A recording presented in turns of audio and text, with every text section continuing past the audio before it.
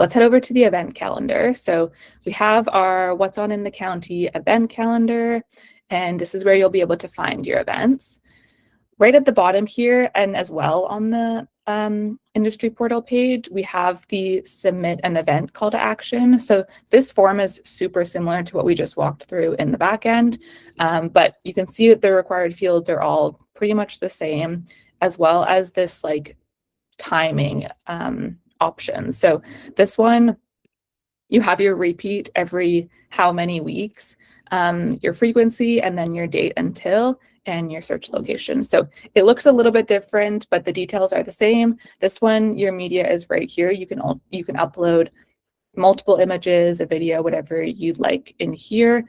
And this is what it looks like on the front end. So this is great to point your staff towards if you maybe have access to the Collaborator backend yourself, but your social media person is the one that usually keeps track of the event calendar.